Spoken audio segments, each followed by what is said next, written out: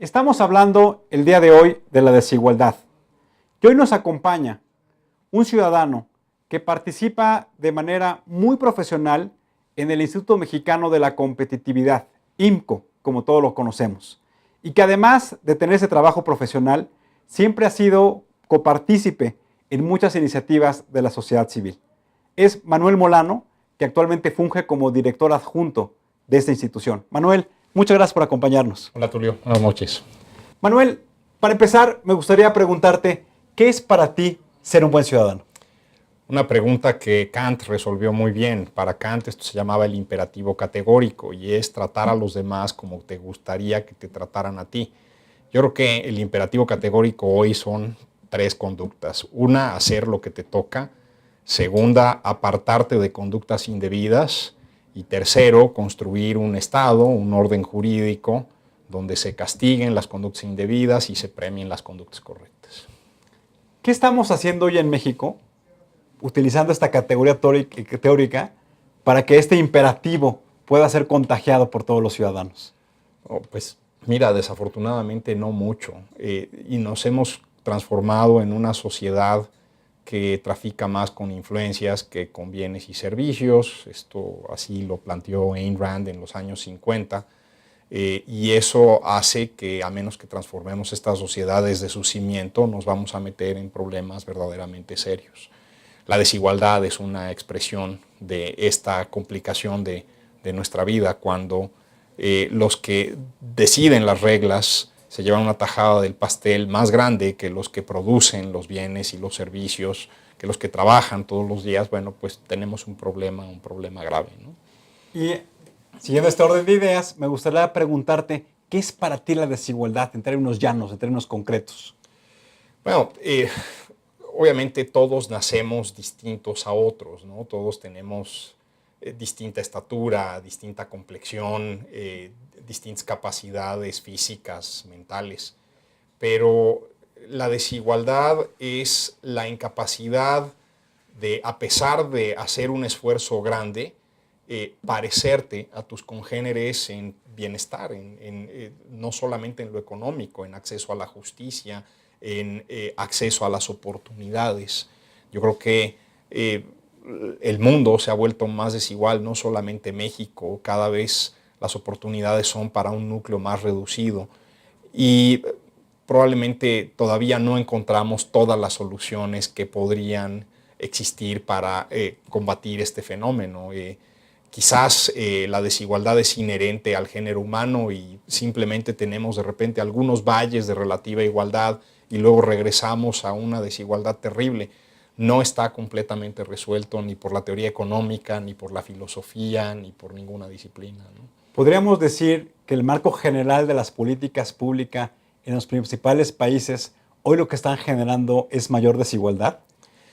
Bueno, mira, la economía capitalista como la concebimos genera desigualdad y eso no necesariamente es tan malo si hay un mecanismo que te ayuda a generar algún tipo de redistribución de la riqueza, si estamos pensando en desigualdad solamente de los ingresos. Los economistas utilizamos un índice que se llama índice de Gini. Es un cálculo donde si tú eres el dueño de todo y los demás no tenemos nada, ese índice vale 1. Si todos somos exactamente iguales, ese índice vale 0.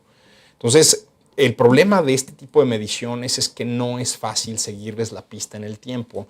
Nadie, muy poca gente ha podido hacer un cálculo del índice de Gini desde el tiempo de los romanos o desde tiempos de los aztecas, de manera que podamos medir este fenómeno que se va construyendo generación sobre generación. En IMCO hemos estado trabajando sobre una serie de modelos muy interesantes de sociedades artificiales, ¿no? Entonces, tú planteas a 100 familias robot, por decirlo así, las pones en una computadora y cada una de ellas tiene una estrategia distinta para reproducir su ingreso. Entonces, si tú dejas correr eso, le das un ingreso inicial y una riqueza inicial a cada familia, va a haber unas que van a poder reproducirla mucho más rápido que otras. Y lo que ocurre es que pues, vamos alcanzando en la curva de desigualdad hasta en 300, 400 años llegar a casi la desigualdad absoluta. donde pues hay una familia que es la dueña de todo y las demás prácticamente no tienen nada. Cuando tú creas competencia entre ellas y entonces se pueden copiar el método para hacer reproducir el ingreso, lo que acaba ocurriendo es que la desigualdad se mantiene en el nivel inicial, pero hay menos crecimiento, también se genera menos crecimiento. El crecimiento es más estable, aunque es más reducido. Y el fenómeno del experimento, cuando tienes una desigualdad absoluta en cómo reproducen su ingreso estas 100 familias, es uno en donde la volatilidad del ingreso de esta sociedad completa es cada vez más grande. ¿Y a qué se debe esto? Bueno, pues se vio en los Estados Unidos al final del siglo XIX, cuando algunas familias acumularon todos los negocios, pues la decisión sobre un pedazo grande de la economía norteamericana recaía en una sola familia. Parece que fue Andrew Carnegie el que le pidió a sus herederos que solamente invirtieran en trenes, porque es el negocio monopólico que le había dejado dinero a él. Y así quedó su fideicomiso y así quedó su herencia. Llega el automóvil y ese cambio tecnológico hace que pues, ese negocio se desplome. Y quizás ahí hay un antecedente fuerte de la crisis de 1929. El problema de que una sola familia controle tanto del ingreso es que en el momento en que en esa familia empiecen a tomar malas decisiones, nos metemos en problemas todos. Y entonces hay una razón de eficiencia económica para no desear la desigualdad. Hay una razón, de hecho, en las corridas que hemos hecho en estos experimentos aleatorios con estas sociedades artificiales, lo que nos encontramos es que a partir del año 100, la volatilidad del ingreso es tan grande que tiene que ocurrir un fenómeno de disrupción. Y eso te explica pues, estos fenómenos seculares, ¿no? Como cada 100, cada 110 años las sociedades tienen tensiones terribles y luchas intestinas espantosas, ¿no? Vale la pena pensar en estas cosas, vale la pena pensar si no hay un método pacífico para que podamos paliar estas desigualdades. Algunos de los grandes millonarios americanos, por ejemplo, han decidido entregar la mayor parte de su fortuna. Entonces, pues yo creo que tendríamos que pensar en esas cosas, ¿no? Oye, Manuel, la propuesta que presenta el Ejecutivo Federal, un poco para atender los acontecimientos de las últimas semanas, hay una propuesta que habla sobre crear zonas económicas especiales, sobre todo en el corredor del Istmo de Tehuantepec, en los municipios aledaños a Lázaro Cárdenas y en lo que se conoce como Puerto Chiapas. ¿Cuáles son las características que tú le ves a las zonas económicas especiales? ¿Qué tan viable consideras que estas medidas puedan retomar el crecimiento económico en esas regiones del país? Yo creo que hay una dependencia de las condiciones iniciales de donde viene una sociedad y definitivamente la sociedad guerrerense, chiapaneca o oaxaqueña no es igual a la sociedad del Distrito Federal y Puebla o de Chihuahua y Nuevo León. Parten de condiciones muy, muy distintas. La agregación de valor se da en negocios, en actividades económicas cada vez más sofisticadas. No se da en actividades como la agricultura de subsistencia. Hay alguna porción de las actividades agrícolas en esta época que pues, puede ser muy rentable, pero en la agricultura de subsistencia, haciéndola con los mismos métodos que había en el siglo XVII o en el siglo XVIII, es imposible hacer que las familias reproduzcan su ingreso rápidamente. La foto que nos muestra esto es un 20 a 25% de la población en México, los pobres, la gente del campo, la población rural, peleándose por el 3% del Producto Interno Bruto que representan las actividades primarias. Entonces, ¿qué tiene que ocurrir? Bueno, pues esa gente tiene que moverse a actividades industriales, a actividades de servicios, pero tienen que ser compatibles con lo que venían haciendo. No podemos esperar que alguien que está empujando un arado en este momento, mañana o el año que entra atienda a un call center o se dedique a la programación de software, pero sí podríamos anticipar que tomara el lugar en una fábrica de tornillos y que eventualmente tomara un lugar en una fábrica de automóviles y que su hijo tomara un lugar en la economía de servicios o en el diseño de alguno de estos productos industriales, para que en una tercera o cuarta generación pues ya estuvieran en cosas realmente sofisticadas. Eso implica que el paquete fiscal en lugares como Guerrero, como Oaxaca, como Chiapas, tiene que admitir pues esta gran asimetría, tiene que permitir que se establezcan ahí industrias intermedias que ya no agregan valor en la Ciudad de México o en la Ciudad de Monterrey, pero que probablemente sí sean muy útiles para ese lugar en el estadio de desarrollo en el que se encuentra ahorita. Eventualmente lo que tiene que pasar es que pues, tenemos que ir soltando y tenemos que ir soltando el beneficio fiscal para que eventualmente podamos emparejarlo. Pero pues no somos Suecia, ¿no? Y no somos Suecia no solamente porque tenemos mucha más población y somos muy desiguales, sino porque buena parte de nuestra desigualdad tiene que ver con estas grandes desigualdades regionales. Es decir, que el impacto de las zonas económicas especiales no es de muy corto plazo, No. sino es un proceso de evolución y transformación de la vocación productiva que tienen las sociedades, aprovechando la experticia que van teniendo en cada región y aprovechando también las características y las condiciones, en este caso geográficas, de las regiones que acabas de mencionar. Y es interesante que hables de las vocaciones productivas porque no hay tal cosa. La gente tiene vocaciones. Las regiones, las ciudades encuentran su vocación en el camino, ¿no?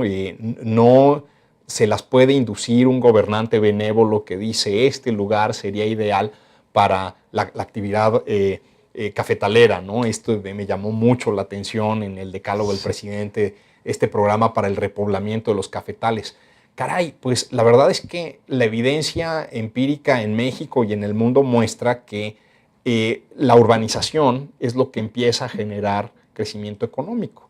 Y con esto no estoy diciendo que toda la gente que está en el campo tenga que venir a vivir a las orillas de Guadalajara, Monterrey y la Ciudad de México, pero sí que tenemos que pensar en ciudades intermedias, pequeñas ciudades rurales, donde puedan acceder a los servicios básicos, donde haya una escuela, un policía, un juez, un hospital, un centro de salud, un registro civil. Cuando la gente se urbaniza, lo dice Richard Florida, la ciudad es el mejor invento de la humanidad, empiezas a eliminar algunas de estas desigualdades derivadas del aislamiento en el que tenemos a la población rural.